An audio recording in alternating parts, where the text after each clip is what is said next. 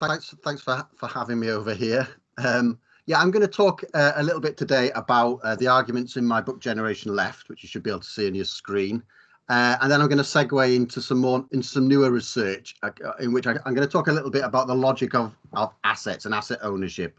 Because the divergence between the generations in asset ownership is a really important picture. That's not going to be a surprise to many people. We know that home ownership is so central to how people live, or the lives we lead in the UK in particular. So I'm going to talk a little bit about the logics of assets and how they constrict strict ideas about what the future could be, what ideas of future possibility. Then I'm going to end really briefly on what we might do about that. And I may well touch on this idea of public common partnerships. So the book is a kind of conjunctural analysis, right? It starts from one specific phenomenon, but the point, and that phenomenon is the current generational divide in politics. But the point of that phenomenon, using that phenomenon as an angle into the current conjuncture, the current state of the world, and to try to get at the most politically salient elements of that conjuncture. Something like that, I think. So we're going to start from a phenomenon, so we should be a little bit more precise about it. And I'd put it like this as an opener. Over the last 6 or 7 years, age has become one of the most reliable predictors of somebody's political opinions and voting intentions. Right? So what we've seen is the opening up of a political generation gap on a simply massive and unprecedented scale. The general picture is that young people are much more likely to vote left and hold left-wing views, and older generations are tending to vote right and hold conservative social and political views. The obvious place to start when we want to explicate this is the two most recent general elections in this country, the 2017 and 2019 general elections.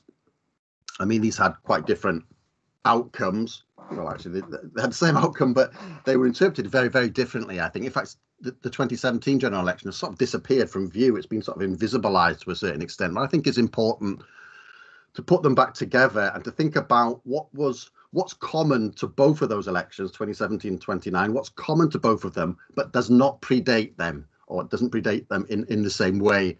And that's where we get this huge difference between the way young and old are voting.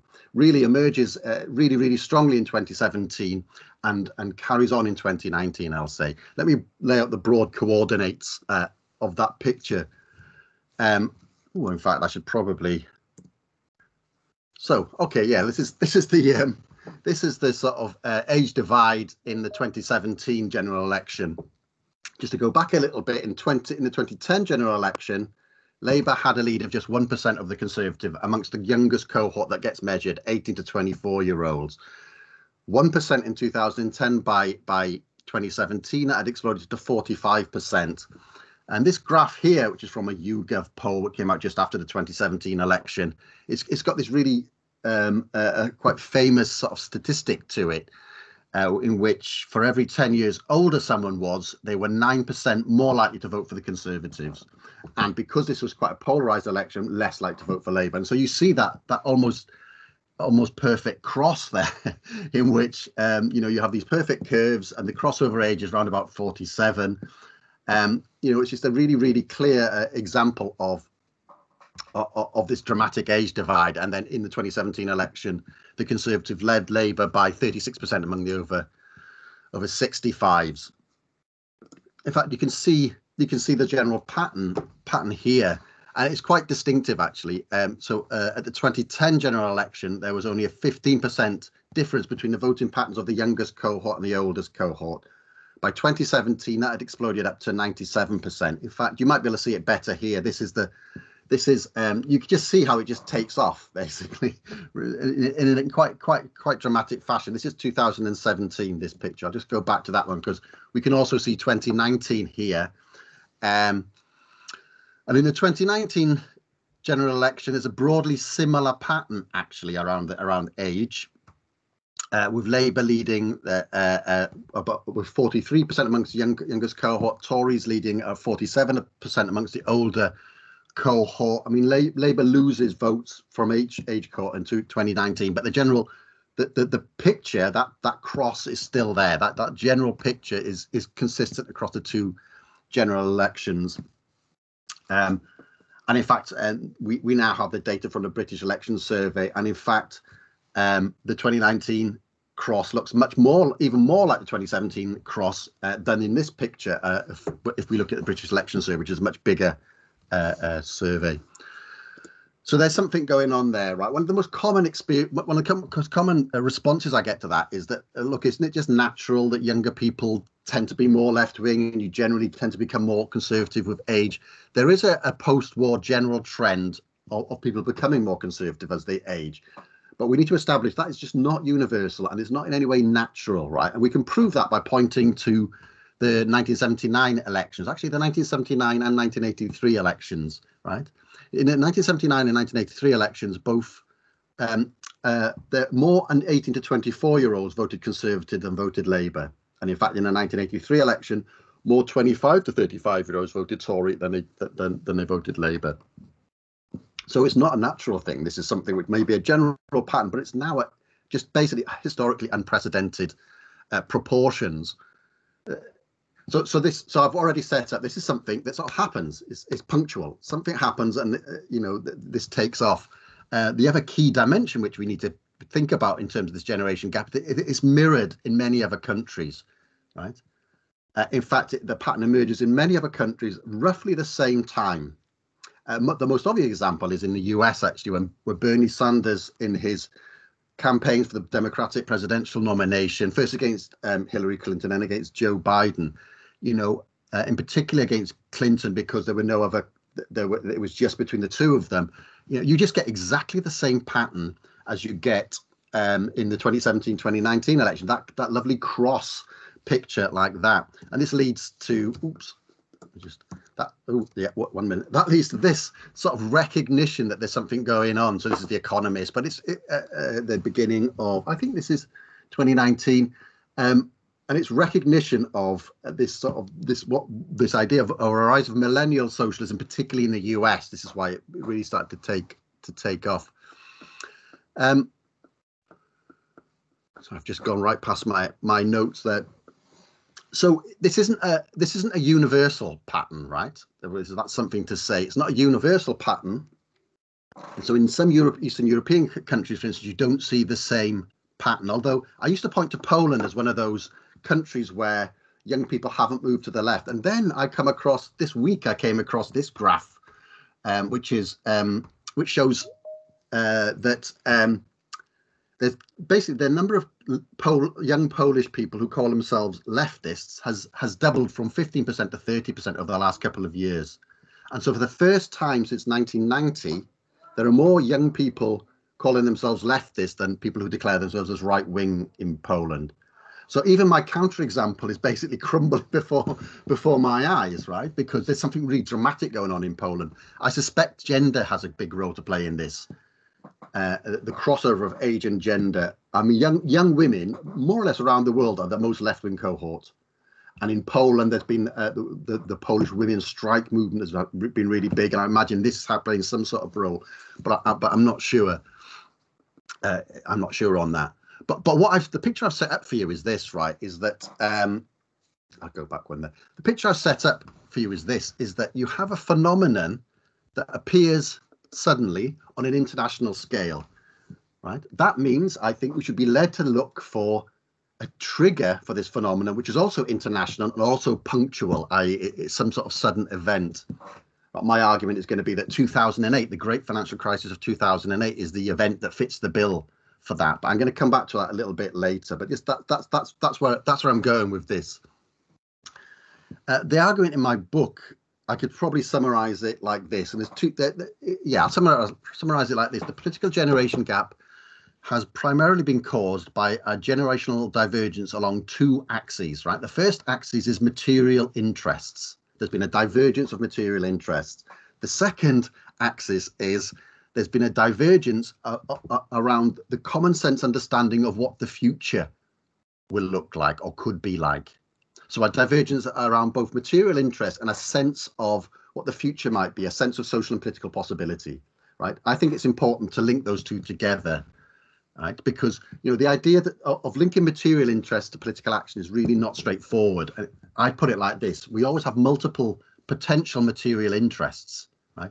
And we act upon those which seem linked to a viable and attractive future, right? The future in which those interests will be enacted is the way I would put that. And so that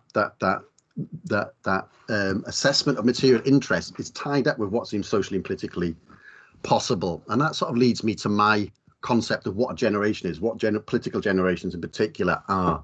Right, we're used to thinking about generations as something that happens sequentially, right? A new generation just comes along every 20 years or so as if by magic, and they're different to the one before. And so we're used to thinking of that, the baby boomers, then Generation X, then millennials, and then most recently Generation Z. Perhaps that seems to be the one that's sticking. I just don't think that's a coherent conception of generations, basically, the idea that they just come along every 20 years and they've got cultural differences between them, right? I think that is actually it's a conception of a generation which sort of fits the baby boomer experience, but doesn't fit subsequent generations. And in fact, in opinions polling between millennials and Generation Z, really hard to pick out a distinction between them. So in that case, in what way are they distinct generations? I think they're probably not, but I'll come to that in a moment. So for my concept of a political generation, I go back to the birth of sociological thinking and generations, which is Karl Mannheim and his classic essay on the problems of generations, actually published in 1923, so going back a while. And Mannheim's useful because he agrees, right? He says, he doesn't think that generation divisions just happen sequentially every 20 years, right? He says we may not have a distinct political generation for 100 years, or you may have two distinct generations within a decade, right? Because, so yeah, I'll just put this. So this is like Mannheim's sort of one of the key points of Mannheim's argument. He says that generational differences only emerge when, as a result of an acceleration in the tempo of social and cultural transformation, basic attitudes must change so quickly that the latent continuous adaptation and modification of traditional patterns of experience, thought and expression is no longer possible. So you have generational distinctions emerge when the pace of change accelerates so much that younger people may have different attitudes to the older generations. That presents a problem to translate that from 1923 to our current time, right? Because I think we live in a time when by some measures the pace of change is really frantic, right? But much of this change is inconsequential, right? Okay, so all right, a new update to the iPhone. Oh look, there's a new Star Wars film, etc. Basically everything is changing so that everything can stay the same if you want, right? So we need to distinguish between a sort of inconsequential change and the kind of change that can generate a generation, right? And so in the book, I sort of run Mannheim's conception of a generation next to the concept of the event that you find in contemporary critical theory, right? And so the event, actually, it has a relatively long history in modern philosophy. You could look at Louis Althusser, Gilles Deleuze, Alain Badiou is probably most famously associated with it. My conception of an event is probably more drawn from Deleuze actually than Badiou. And so there's differences between the way people talk about events, but we can sort of gloss that and we can say that you can define an event as a moment of sudden and unpredictable change that dramatically ruptures what seems socially and politically possible. You can see what I'm doing here, right? You can see what I'm doing here. I say there's a division of material access and social political possibility. You've got to look at these two together. And so I'm constructing a conception of an event which ruptures and changes what seems socially and politically possible. So that's the first element of like Mannheim's conception of generations. It would be something like events cause generations, or we probably put it, events set the conditions from which generational distinctions could emerge. And then there's a second element to Mannheim's theory, which is that older people are less likely to accept the rupture of an event due to our tendency to interpret new events through our own formative experience, which tend to get to coalesce into a natural view of the world, says Mannheim. And then he says the young, on the other hand, lacking past experience, they get what he calls fresh contact with the problems that an event produces, or the novelty that an event produces, and so they're better able to get closer to the novelty of an event. We'll put it that way. So we could say this then: generational distinctions emerge if there are significant differences in the sort of intellectual and I'd probably say material resources through which age cohorts encounter major events, right? You can see where I'm going with this. I'm positing the great financial crisis of 2008, but also the way it played out across the 2010s. I'm saying that this accelerated and crystallized and a long-term reshaping and divergence of material interests between the generations. The interests of the generation have been diverging for quite a long time. 2008 accelerates that, but it also causes a rupture in what seems socially and politically possible. It causes a rupture between young and old about the image of what a viable and attractive future may be. Right, I'll get into that. That's why I want to move on to sort of assets in a moment.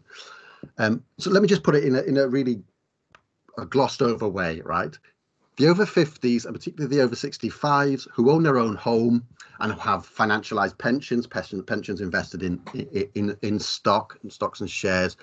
Right, they found their interests increasingly aligned with the performance of the linked real estate and finance sector. Right, so if property prices are high, for instance, homeowners, particularly homeowners who are towards the end of paying off their mortgage, they will feel wealthier. You can withdraw equity, you can borrow at lower rates of interest, right? That's not true for the young. The young have been largely cut off from home ownership, and 2008 plays a real big role in that because the rules around the proportions of annual income that you can lend gets reduced. So the young are largely cut off from home ownership and asset ownership.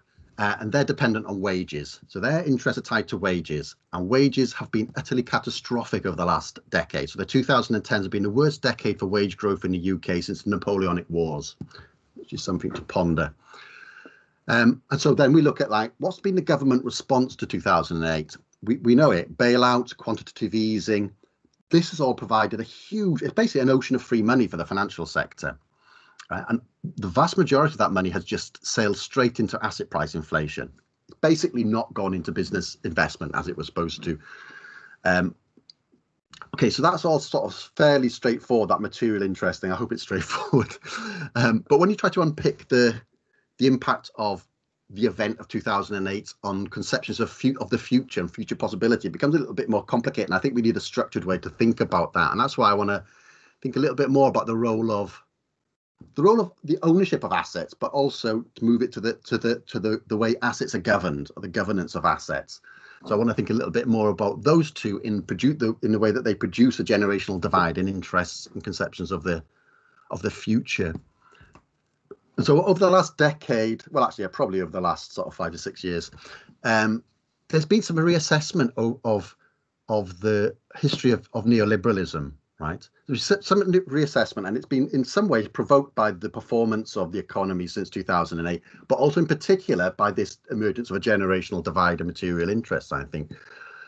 And it's been a reassessment of neoliberalism in which asset price inflation plays a more central role. So Thomas Piketty's book, actually I've got a slide for that. Thomas Piketty's famous book, Capital in the 21st Century, it plays a key role in the emergence of this increased focus on asset and asset price inflation in trying to understand what's been going on over the last 30 to 40 years. And Piketty's key argument, which you can see here, is that there's an underlying tendency in capitalism for returns on asset ownership to be greater than growth in economic production and incomes, right? That's what this famous R is greater than G equation stands for. Returns on capital greater than growth in incomes and output. That's a small insight, but it has really big consequences, right? Because unless there are counter tendencies, and those counter tendencies to this R is greater than G, and those counter tendencies will have to be either political action or strong worker organisation, right? Absent them, then asset ownership, financial capital, and the sort of rentier type business models that go along with those, they will tend to grow into an inexorably larger and more dominant part of the economy. And this has big, significant roles to play in generational politics, right? Because if we think about the huge inflation of asset price inflation of the last 30 years, right, it plays into generational politics in this way. I'll just expand this quote at the bottom here. This is from Piketty. It says that this growth in asset price inflation implies that the past tends to devour the future. Wealth originating in the past automatically grows more rapidly, even without labour, than wealth stemming from work. It's a great phrase, this, the past devours the future, because we can think about it as like the economic basis for sort of cultural criticism from people such as Mark Fisher and Franco Bifo Berardi as well, who talk about a sort of cultural stasis. We may come to that a bit later. But that's sort of central to my argument here, I think. So then another recent book that which I think is quite important is The Asset Economy by Adkins, Cooper and Konings. And they make this argument that the logic of it, that this increasing dominance of asset and asset ownership as the increasing dominant role of that within the structure of the economy, that helps us to see that it's the logic of assets that's been reshaping both our life and our life courses, but also how we think about them, right? So assets have a speculative sort of temporal logic to them, right? They involve projecting into the future. In fact, they involve binding your present self, right? No, sorry, binding your future self to decisions made by your present self, right? Because you have to think ahead. You have to ensure that you can repay the debt taken out on that asset. You have to project ahead around the expected increase in that asset's value, or in terms of rent, the future income streams that asset will produce. Remember, we're interested in like the political effects here. I've been talking. The political effects.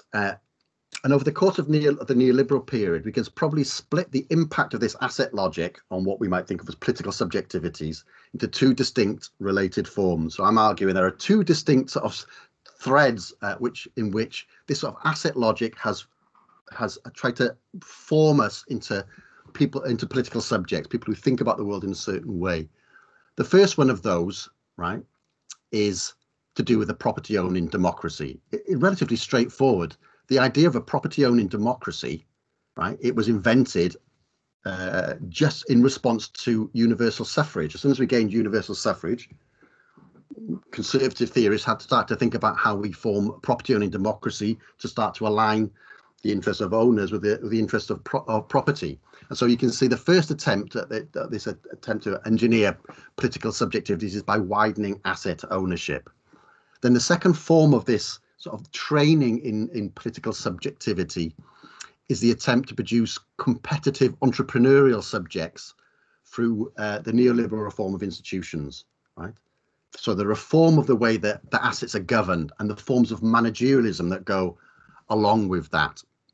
I'm setting up these two distinct forms of like asset logic and how I'm going to talk through them in a moment. But I'll make this point: as time has gone on in the neoliberal period, that the former, this form of subjectivity that comes with asset ownership, that has fallen on the older cohorts, and the young have had more contact with this sort of neoliberal managerialism, what Foucault would call neoliberal governmentality. That has fallen mostly on the younger. Let me just talk through that and make that a bit more concrete. So you think about the early years of neoliberalism, right? So the early years of Thatcher, right? That was cast. We can think about that. That was cast as a battle a battle against the sort of the wage inflation and the asset price inflation of the 1970s. So the 1970s is seen as this period of stagflation, where wages were driving inflation up, but asset prices were stagnating. So early Thatcherism was called monetarism, and the idea was that you would raise interest rates to restrict the money supply, but that would act as a form of wage repression, bring wages down to get inflation under control, right? We should all know that wage repression was accompanied by a literal repression of organised labour. I grew up in a mining area in South Wales when I remember walking to school through the town, and you'd see 30, 40 police vans lined up there. You know, that literal repression of organised labour. This produces stagnating wages in the UK from mid-1980s, right, in real terms. But that stick of stagnating wages was offset with a carrot of widening asset ownership.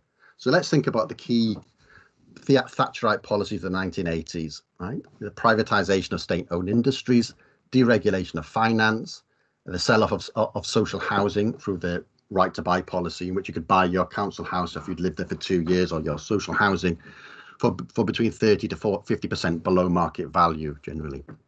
Now, this was an overt attempt to reshape material interest. The Conservatives hope to expand their social base by incentivizing people to think of themselves as asset holders more than as workers, right? Let's follow the period through a little bit more. You get to the mid-1990s, right? And then you have the rise of the third way left, Tony Blair, Bill Clinton, etc. Right, and you know, the way you would define the third way left is that there's a general acceptance of the neoliberal parameters of what is politically possible, right? So the New Labour government of Tony Blair, they seek to accelerate this asset price boom, right? The policy of the 1980s, they set the condition for an asset price boom in the late 1980s, but in particular from like 1994 up to sort of like 2004, the key years of asset price inflation. New Labour are accelerating those all the way through, right? And their policy is we'll accelerate the property price, the asset price boom, but we'll ameliorate the inequalities that come out of that by using the increased tax base for redistributive ends. Basically, we'll take the tax that comes from that growth of finance, growth of asset prices, and we'll use that to redistribute, to try to offset or ameliorate some of the ill effects. The most important thing, though, is that they didn't use social democratic methods for this redistribution. Instead, the redistribution was tied to institutional reform that aimed to add a normative element to neoliberalism, right? And Will Davis is good on this in an article he wrote on a new neoliberalism quite a while ago, 2016, actually. The way to think about this institutional reform around a normative project is this, right? It is the idea of human capital, the human capital metaphor, which is most associated with the economist Gary Becker, provides the logic of this program of institutional reform. Well, I mean, it's not going to be a surprise to us. If we're at the university, it's been one of the main targets of this sort of institutional reform. But the idea of human capital is that we should treat our lives as though we ourselves were capitalist enterprises, right? And therefore our activity can be interpreted as investments in ourselves with an expectation of return on that investment in the future. You know, education is a really easy way to say, a really obvious example of that the whole league tables thing in secondary education, etc. The introduction of fees and loans into higher education, the reform of management within higher education that went along with that, the introduction of these like pseudo market mechanisms, management by audit, individual performance management. All of this is aimed at incentivizing us to act as though we're individuals in competition with everyone else, right? You know, if you conform to that picture, conform to the picture of human capital, then you will be rewarded. If you behave in a different way, then you will suffer the consequences. And it's this idea that this habitual repetition of this sort of behavior acts as a kind of training, leading us to see humans as naturally competitive and individualistic. How far that works is debatable, but that's the idea. And I'm making this argument. We can see this sort of human capital metaphor as the logic for a huge program of institutional reform in the public sector and wider. We can see this as an attempt to extend the kinds of like self-appreciating subjectivities of asset ownership into the field of work and life more generally. So the third way left, or the third way neoliberals, just talk about that in both ways. They were attracted to this approach because it allows a certain normative project to be attached to it, right? So rising income inequalities can be portrayed as the result of shrewd self-investment and effort, right? And then if the mechanisms of measure, the audit, ranking that we're all familiar with, if those are seen as fair and objective, then the outcomes will also be legitimated. So Adkins, Cooper and Konings put it this way: the real difference between this and other iterations of the asset-owning democracy was its attempt to reconcile meritocracy with capital gains. So there are two forms of subjects being formed out of asset ownership, right? One is tied to asset ownership. Sorry, there are two forms of subject tied to asset logics. One is tied to asset ownership, and it tends to lead to sort of rentier type subjectivities. I'm going to make that argument. The other is tied to the human capital metaphor, and that aim is to produce entrepreneurial subjects, right? So Foucault talks about the practices associated with this as neoliberal governmentality. And he says that this aims to shape the individual as an entrepreneur of himself, he says. I hope you followed all of that. You may well be familiar with that sort of literature. But look, this is the next move I make in this argument. Piketty's research, right? This suggests that that these two different forms of neoliberal subjective training are always going to be in tension with each other. In fact, he says that they're either side, or he doesn't quite say this, but he says the next line, right? They're either side of a fundamental logical contradiction. The entrepreneur inevitably tends to become a rentier, more and more dominant over those who own nothing but their labour. So it's the idea that the rentier will consume the entrepreneur, is another way of putting this. And we can see this in all of this talk around the knowledge economy and the role of education in training these new knowledge entrepreneurs, etc. That just gets consumed by the rising asset prices of asset prices through the 2000s. That's just the history of the sort of new Labour project, I think. So this is the next bit of the argument. But I think this contradiction between these two, the rentier subjectivities tied to asset ownership and the sort of entrepreneurial subjectivities we've been trained in through these sort of forms of managerialism, that contradiction can be navigated when income from work allowed entry into the asset economy. You can resolve those two subjectivities, even though they're in contest with each other or in tension with each other, because if one leads to the other. From the early 2000s, the path to doing that gets narrowed and narrowed, and it's the financial crisis of 2008 that causes these two subjectivities to rupture, I argue.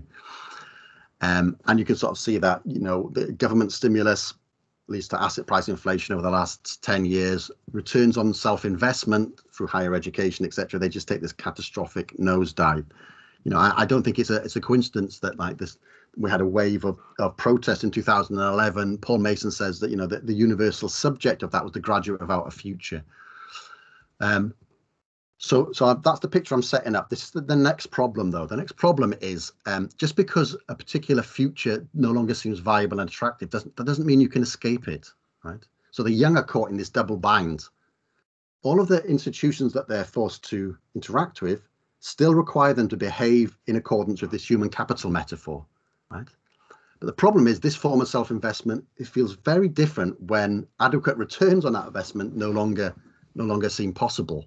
Right, and it's in those circumstances that neoliberal managerialism starts to feel like a corruptive imposition, preventing you from doing your job properly. And the debt young people take on is no longer experienced as like a speculative investment in the future. It's just seen as an onerous imposition, I'd say.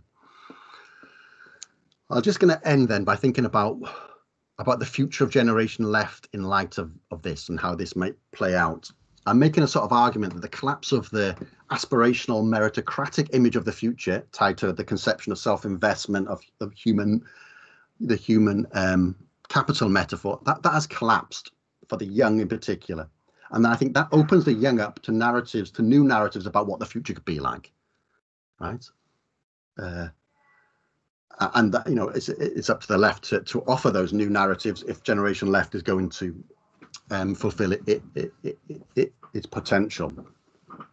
But the problem is that that breaking with a life dominated by assets is incredibly difficult, actually. So one of the first problems that arises is this: the antagonisms that arrive from these asset logics. They've played a really important role in the creation of Generation Left, but they also threaten to disarticulate its constituency. And I'll explain that this way. So Adkins, Cooper, and Konings again, they argue that entrance into the asset economy via some sort of inheritance, family inheritance, perhaps via inheritance or a life gift, or getting your mortgage guaranteed by your parents' assets. They're arguing that entry into the asset economy through that mechanism is likely to play a bigger role in determining life outcomes and life courses than any income earned through work, right? Now, this is an inherently anti-meritocratic situation, but it also sets up this potential that Generation Left, or the constituency of a Generation Left, gets split, and the young get split between those who have access to family wealth as a route to asset ownership and those who don't, right? And that is something that will play out. I think there are two dynamics that run counter to that. The first one is that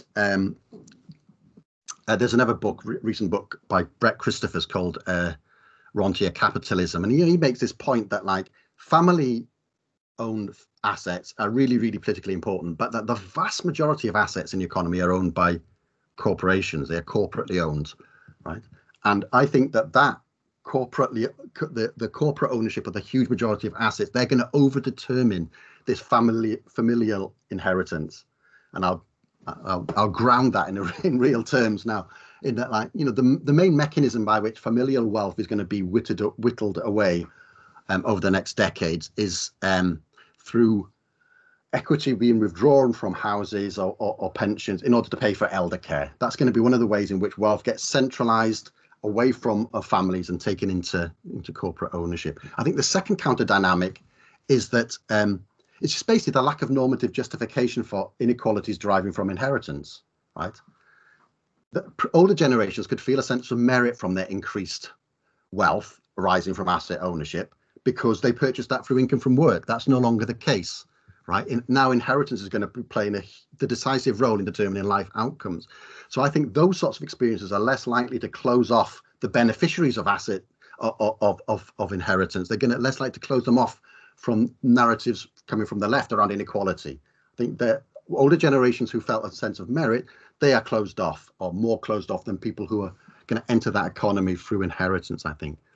And so the real task for the left, I think, is to create versions of the future and ideas of how lives are going to plan out, right, that are more attractive and viable to a version of the future dominated by asset logics, right? So we need a version of the future that can tempt people to break with asset logics and make different kinds of commitments. And it's no coincidence that, like, the key area of innovation for what we might call Corbynite political economy was directly around alternative models for the ownership and governance of assets. So Joe Gwynn and Martin O'Neill have called this the institutional turn, basically. It's like, how do we have different forms of our asset ownership and how do we govern them in a different way? And so that leads me to my other area of research at the moment, which is around economic democracy, and in particular using the idea of left governmentality, right? Left governmentality produce forms of ownership and governance which try to embed the production of more democratic subjectivities within the design of institutions. Let me see. Oh, yeah. So one of the things I've been working on with a friend and colleague, Bertie Russell, is this idea of public common partnerships. I've got a couple of graphs. This is a sort of image of the governance structure. And you'll notice here there's something called the Commons Association. And so the Commons Association, you can think of it like a commons, basically. The point of that is to introduce, the commons will be run democratically. They will act as a sort of kind of training in democratic subjectivities, just as neoliberal managerialism acts as a training in competitive entrepreneurial subjectivities. It will be a training in reverse. And public common partnerships is just a reverse engineer of public-private partnerships, which are one of the key institutional mechanisms for neoliberal governmentality.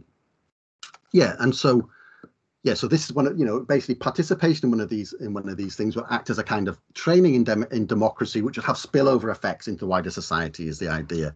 Oops, sorry. And then I think this image, it's basically self-explanatory, so I'll leave it there. No, it's a joke. So this is the second element is around the investment of surpluses. I haven't got time to go into this, but basically this is the idea that this figure A here is a public common partnership, and when it produces a surplus, that surplus will go to capitalize future public common partnerships, and on and on and on. And the idea is that this form of like investment, of self-investment, of what we call the creation of a circuit of the commons, will act as a kind of insulation from the disciplinary effects of finance, basically, and will open up the ability for those institutions to be governed in a different way, a way which is not governed by the logic of assets. That's the idea. And so I'm sort of using that as a sort of as an example of what I think. I think the left needs to have this kind of future orientation, right? It needs to anticipate a more open democratic future, and then it needs to embed that anticipation within the design of the institutions and organizations that we create.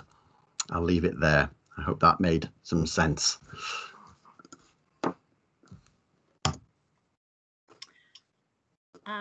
Thank you so much, Keir. I think there's lots of virtual applause from everybody here. Thank you so much for that such thought-provoking, interesting talk, and I'm sure lots of people have got lots of questions and comments and that they'd like to put to you. So please do feel free to raise your hand, post in the chat box. Ed, maybe you can help me to spot if people are raising their hands as well. I can see that we've got a question already from Connor, who is posing a question about whether what we need to do is reinvent a communist horizon, as in Jodie Dean's concept. So I guess maybe you could talk about that, about how your work might relate to her idea of the communist horizon. Yeah, great. Have I stopped sharing my slides now? Is that we're back on faces? Great. That's great. Yeah. So, yeah. So I think it does fit in that sort of way. You know, it moves us on to something like, yeah. So Jodie Dean's idea of the communist horizon is that you set up this idea of a very different form of organization. She probably put it like, you set up the idea of a society of non-domination, right, as a horizon, and then you try to move beyond it. And so it's sort of used as a sort of compass in some sort of ways. And I quite like that idea because you know, my concept about how change happens is it's sort of iterative, right? So you try, you know, I haven't got a blueprint for how I want the world to work. I have got a blueprint, which I just showed you, about how I think we can embed, you know, a more open future within our institutional design, and we can address the sort of problems that come from this. It's a real crisis, this asset logic at the moment, because you know, what goes along with this asset logic is just a general economic stagnation that we have now, right?